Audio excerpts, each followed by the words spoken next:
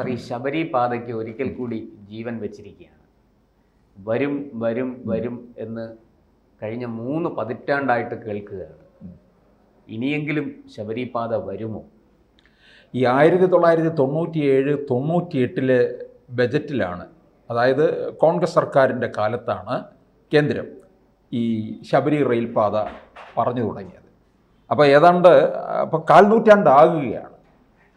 ഇപ്പം ഇത് കാരണം അത്തരത്തിൽ ഇത് അങ്കമാലിയിലും തുടങ്ങി എരുമേലിയിൽ അവസാനിക്കുന്നു.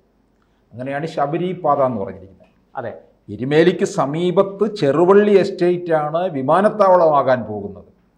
അതും ശബരിമല വിമാനത്താവളം എന്നുള്ള പേരിലാണ് അറിയപ്പെടാൻ പോകുന്നത്. പക്ഷേ ഇത് നല്ലത് തന്നെയാണ്. കാരണം ഇത് പോകുന്ന റൂട്ട് അങ്കമാലിയിൽ നിന്ന് ആണ് തിരിയുന്നത്. അതെ, തിരിഞ്ഞ് കാലടി ആവശ്യമാണ്. ശ്രീശങ്കറിൻ്റെ നാടിന് അവിടെ വന്നിറങ്ങാൻ കഴിയും. ഇപ്പോൾ പിന്നെ ശിവഗിരിയിൽ പോകേണ്ടവർ വർക്കല ഇറങ്ങുന്നത് പോലെ അവിടെ എല്ലാ പ്രധാനപ്പെട്ട ട്രെയിനുകൾക്കും സ്റ്റോപ്പ് അനുവദിച്ചിട്ടുണ്ട്, ശിവഗിരിയുടെ പ്രാധാന്യം കണക്കിലെടുത്ത്. പിന്നെ പെരുമ്പാവൂര്, ഓടക്കാനി, കോതമംഗലം, മൂവാറ്റുപുഴ, വാഴക്കുളം, തൊടുപുഴ, കരിങ്കുന്നം, രാമപുരം, ഭരണങ്ങാനം, ചെമ്മലമറ്റം, കാഞ്ഞിരപ്പള്ളി, എരുമേലി. നല്ലതാണിത്. ആ റൂട്ട് കൊള്ളാം. കാരണം എന്ന് പറഞ്ഞാൽ ഈ നെടുമ്പാശ്ശേരിയിൽ വന്ന് ഇറങ്ങുന്ന യാത്രക്കാർക്ക് വിദേശങ്ങളിൽ നിന്നൊക്കെ വരുന്നത് ഈ കോതമംഗലം, മൂവാറ്റുപുഴ, തൊടുപുഴ, പൊൻകുന്നം ഭാഗത്തുള്ള ധാരാളം ആൾക്കാർ ഗൾഫ് നാടുകളിലുള്ള യൂറോപ്യൻ രാജ്യങ്ങളിൽ തന്നെ ഉണ്ട്. അപ്പോൾ അവിടെ വന്ന് നെടുമ്പാശ്ശേരിയിൽ വന്ന് ഇറങ്ങുന്നവർക്ക് തന്നെ ഈ കാലടിയിൽ നിന്ന് അവിടെ നിന്ന് തന്നെ നെടുമ്പാശ്ശേരിയിൽ നിന്ന് തന്നെ കയറി ഇവർക്ക് ഈ കോതമംഗലം, മൂവാറ്റുപുഴ, തൊടുപുഴ ഒക്കെ ഇറങ്ങാൻ സാധിക്കുമെന്നുള്ളതാണ്. അതുകൊണ്ട് ഇത് നല്ലതല്ല എന്നല്ല ഞാൻ പറയുന്നത്, നല്ലത് തന്നെയാണ്. പക്ഷേ ഇതിനകത്ത് ഈ വേറൊരു പദ്ധതിയെ ഈ സംസ്ഥാന സർക്കാരിന് താല്പര്യമില്ല.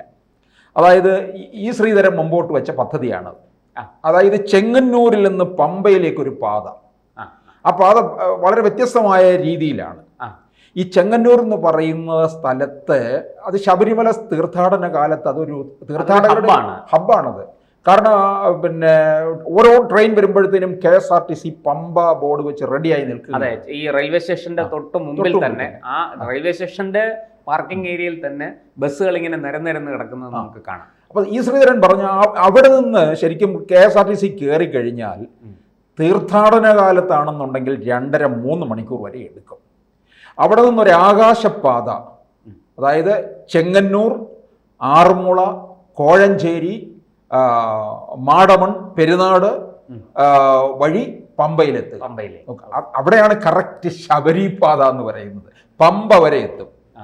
ഇത് ഈ ശബരി വരെയുള്ളൂ. എരുമേലി വരെയുള്ളൂ. എരുമേലിയിൽ നിന്ന് പിന്നെയും പോകണം, 50 കിലോമീറ്റർ ഉണ്ട്. അതെ. അപ്പോൾ അതിന് ശബരി പാത എന്ന് പറയാൻ പറ്റത്തില്ല.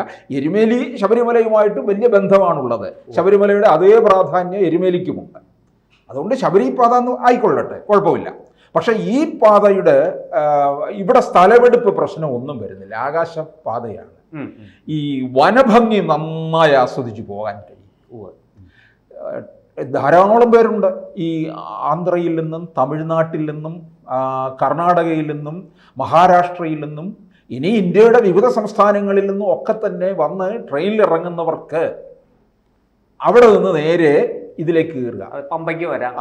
ഈ ശ്രീധരൻ പറയുന്നത് 50 മിനിറ്റ് മതി. ചെങ്ങന്നൂരിൽ 1 മണിക്കൂറിൽ താഴെ മതി. താഴെ KSRTC കയറി കഴിഞ്ഞാൽ തീർത്ഥാടന കാലത്ത് 2 മണിക്കൂറിൽ കൂടുതൽ എടുക്കും. 2.5-3 മണിക്കൂർ. വലിയ തിരക്കാണ്, എനിക്കറിയാം. 3 മണിക്കൂർ ഉറപ്പാണ്.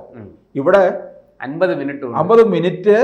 മാത്രമല്ല ഈ ആകാശപാതയാണെങ്കിൽ തൂണുകളിൽ നിർമ്മിക്കുന്നതല്ലേ, 2 വരി അപ്പം തന്നെ ഉണ്ടാക്കിയെടുക്കാനും സാധിക്കും. സംസ്ഥാന സർക്കാർ പറയുന്നത് ഇതിനകത്ത് വലിയ സാമ്പത്തിക നേട്ടം ഇല്ല എന്നാണ് പറയുന്നത്.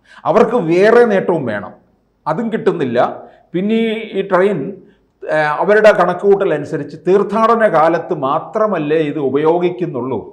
അല്ല, പമ്പയിലേക്ക് ഇപ്പം ഞാൻ ചോദിച്ചോട്ടെ, പ്രധാനപ്പെട്ട KSRTC ഡിപ്പോകളിൽ നിന്നൊക്കെ പമ്പയ്ക്ക് ബസ്സുണ്ട്. തിരുവനന്തപുരത്തു നിന്നുണ്ട്, കൊട്ടാരക്കരയിൽ നിന്നുണ്ട്, ഉവ്വ്. വൈറ്റിലയിൽ നിന്ന്, പിന്നെ കോട്ടയത്ത് നിന്ന്, തൃശ്ശൂരിൽ നിന്നുമുണ്ട്, തൃശ്ശൂരിൽ നിന്ന്, ഇങ്ങനെ പ്രധാനപ്പെട്ട KSRTC കേന്ദ്രങ്ങളിൽ നിന്ന് ദിവസവും പമ്പയ്ക്ക് ബസ്സുണ്ട്. അത് നിർത്തലാക്കണമെന്നല്ല പറയുന്നത്, അതുവഴി പോയിക്കൊള്ളട്ടെ. അപ്പോൾ പമ്പ സജീവമാണ്. പിന്നെ പമ്പയിലുള്ള ക്ഷേത്രം, ഗണപതി ക്ഷേത്രം, ഹനുമാൻ ക്ഷേത്രം, ശ്രീരാമക്ഷേത്രം, ഉപദേവതകളാണ് പമ്പയിൽ. അവിടെ നിത്യപൂജയുണ്ട്. പിന്നെ പമ്പയിൽ ബലിതർപ്പണമുണ്ട്.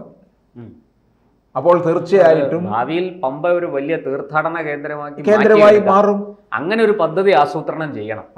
അവിടെ വരെ സ്ത്രീകൾക്ക് പ്രവേശമുണ്ട്.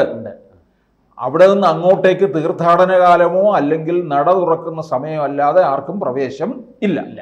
അപ്പോൾ പമ്പ വരെ സുഖമായിട്ട് ഇത് ഉപയോഗിക്കാവുന്നതാണ്. മാസത്തിൽ 5 ദിവസം മാത്രമല്ല. പ്രധാനമന്ത്രി നരേന്ദ്രമോദി മുന്നോട്ട് വെച്ച ഈ പിൽഗ്രിം ടൂറിസം, തീർത്ഥാടന ഒരു എന്താ പറയുക പദ്ധതി ഉണ്ട്. അത് ആത്മീയ തീർത്ഥാടനം. അത് മൻ കി ബാത്തിലും പ്രധാനമന്ത്രി ശബരിമല കാനന ക്ഷേത്രവും അങ്ങനെ ഈ പമ്പയെ ലക്ഷ്യം വെച്ചുകൊണ്ട് ഒരു വലിയ പദ്ധതി സംസ്ഥാന സർക്കാർ ഒരുക്കുകയാണെങ്കിൽ ഈ ശബരി പാത യഥാർത്ഥത്തിൽ ചെങ്ങന്നൂർ പമ്പ പാതയായിട്ട് ഞാൻ ഇതിന് അങ്കമാലി ശബരി പാതയ്ക്ക് ഞാൻ എതിർപ്പ് പറയുന്നില്ല. എൻ്റെ അഭിപ്രായത്തിൽ എൻ്റെ വീക്ഷണം ശരിയാണ്. കാരണം ഈ കാലടിയെയൊക്കെ ഉയർത്തിക്കൊണ്ടുവരാം. ഞാൻ നേരത്തെ പറഞ്ഞതുപോലെ മൂവാറ്റുപുഴ, തൊടുപുഴ, പൊൻകുന്നം ഭാഗങ്ങളിലുള്ള അവർക്കൊക്കെ ശരിക്കും ഈ ശബരി എരുമേലി വരെയുള്ള ഈ ശബരി പാതയും ഈ പറഞ്ഞതുപോലെ തീർത്ഥാടന കാലത്ത് ആന്ധ്രയിൽ നിന്നും കർണാടകയിൽ നിന്നും അതുപോലെ തന്നെ തമിഴ്നാട്ടിൽ നിന്നും, തമിഴ്നാട്ടിൻ്റെ വടക്ക് കിഴക്ക് ഭാഗത്തുനിന്നും വരുന്നവർക്കൊക്കെയാണ് കൂടുതൽ പ്രയോജനം. ഈ തെക്കുള്ളവർ തിരുവനന്തപുരം വഴിയാണ് വന്ന് കയറുന്നത്.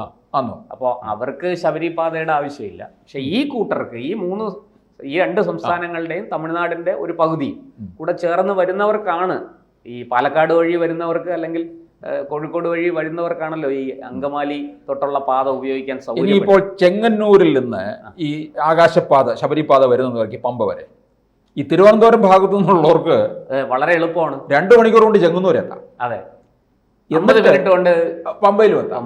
ഓട്ടെ 3 മണിക്കൂർ. തിരുവനന്തപുരത്ത് നിന്ന് നേരെ പമ്പയ്ക്ക് പിന്നെ കാർ മാർഗമോ KSRTCയിലോ പോവുകയാണെങ്കിൽ 4 മണിക്കൂറിന് മുകളിൽ എടുക്കും. 5 മണിക്കൂർ എടുക്കും. അപ്പോൾ ശരിക്കും യാത്ര സുഖകരമല്ലേ? അതെ, ട്രെയിൻ യാത്രയാണല്ലോ പിന്നെ നമുക്ക് ശാരീരിക ബുദ്ധിമുട്ടുകൾ ഇല്ലാതെ യാത്ര ചെയ്യാൻ പറ്റുന്നത്. അപ്പോൾ അങ്ങനെയും പ്രയോജനപ്പെടുത്താവുന്നതാണ്. ഇപ്പോൾ ഈ ഭാഗത്തു നിന്ന് വരുന്ന നാഗർകോവിൽ, തിരുനെൽവേലി, മധുരയിൽ നിന്നൊക്കെ വരുന്നവർക്ക് ഇങ്ങനെ ഈ വഴി ഉപയോഗിക്കാവുന്നതാണ്. അപ്പോൾ ഇത് രണ്ടും വരട്ടെ. പിന്നെ സംസ്ഥാന സർക്കാരിന് എന്തുകൊണ്ടാണ് ഈ ശ്രീധരൻ മുന്നോട്ട് വെച്ച ചെങ്ങന്നൂർ പമ്പ പാതയിലൂടെ താല്പര്യമില്ല എന്നുള്ളത് അവർക്ക് സാമ്പത്തിക നേട്ടം കാണുന്നില്ല എന്നുള്ളതാണ്. അതുകൊണ്ട് സംസ്ഥാന സർക്കാരിൻ്റെ വിഹിതം അതിനകത്ത് ചെലവഴിക്കാൻ താല്പര്യം പ്രകടിപ്പിക്കുന്നില്ല. പിന്നെ ചെങ്ങന്നൂരിൽ നിന്ന് പമ്പയിലേക്കുള്ള പാത എന്ന് പറയുന്നത് കാനന ഭംഗിയും പമ്പയുടെ ഭംഗിയും ആസ്വദിച്ചു പോകാം.